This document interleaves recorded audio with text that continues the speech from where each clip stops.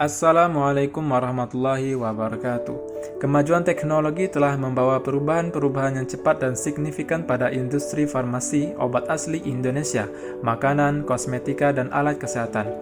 Dengan menggunakan teknologi modern, industri-industri tersebut kini mampu memproduksi dalam skala yang sangat besar mencakup berbagai produk dengan range yang sangat luas.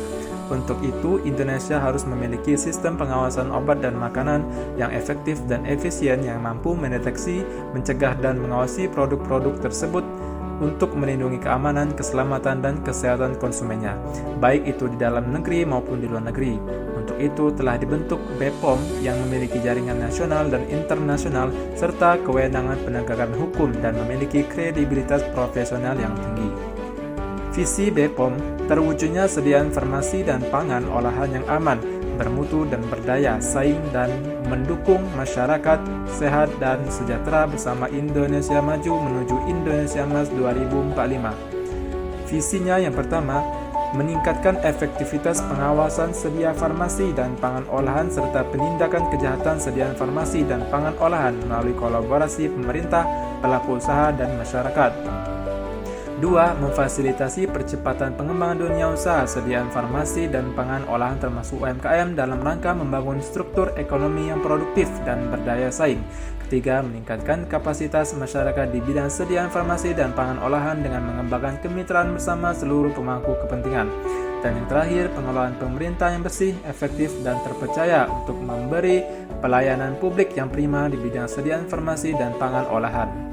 Adapun untuk saya adalah jabatannya Pranata SMA Aparatur, sedangkan untuk tugas dan fungsinya yaitu yang pertama, perencanaan kebutuhan dan formasi ASN, pengadaan ASN, kinerja ASN, pengembangan karir dan kompetensi ASN, promosi, mutasi dan rotasi, penggajian, tunjangan dan kesejahteraan, pensiun dan pemberhentian ASN, dan terakhir disiplin dan penghargaan. Sedangkan untuk fungsinya tersendiri, yaitu yang pertama, sebagai pelaksana teknis pengelolaan kepegawaian, mendukung kebijakan manajemen ASN di unit kerja, menyediakan data dan informasi kepegawaian yang valid, menjadi penghubung antara pegawai dengan kebijakan pusat kepegawaian atau BKN. Di instansi kami, penerapan manajemen ASN sudah berjalan dengan berbagai aspek. Pertama, kedisiplinan pegawai. Setiap ASN diwajibkan hadir tepat waktu sesuai aturan jam kerja, absen melalui sistem fingerprint atau aplikasi presensi online, serta mematuhi tata tertib kerja. Disiplin tidak hanya soal kehadiran, tetapi juga tanggung jawab dalam menyelesaikan pekerjaan tepat waktu.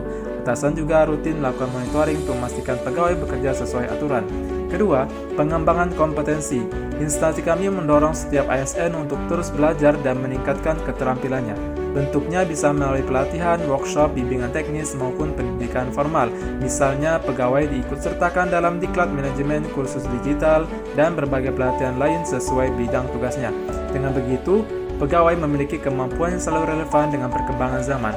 Yang ketiga, model penghargaan di tempat kerja kami menerapkan reward untuk memotivasi pegawai, baik secara formal maupun non-formal.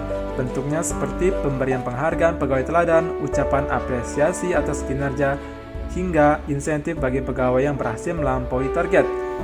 Penghargaan ini menjadi salah satu cara untuk menumbuhkan semangat kerja dan budaya positif di lingkungan instansi. Sebagai ASN, kami dituntut untuk mampu beradaptasi dengan perkembangan teknologi dalam mewujudkan birokrasi yang modern. Di instansi kami, hal ini diwujudkan melalui penerapan Smart ASN yang berfokus pada pemanfaatan teknologi informasi. Pertama, layanan berbasis IT untuk eksternal.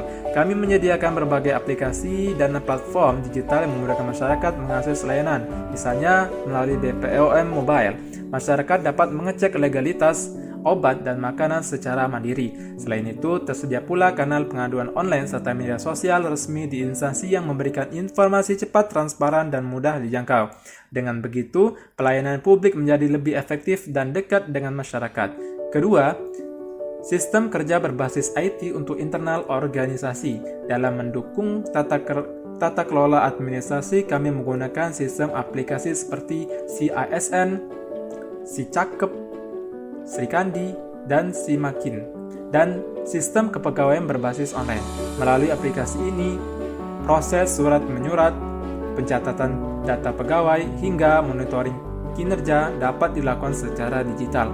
Hal ini bukan hanya meningkatkan efisiensi kerja, tapi juga mendukung transparansi dan akuntabilitas organisasi.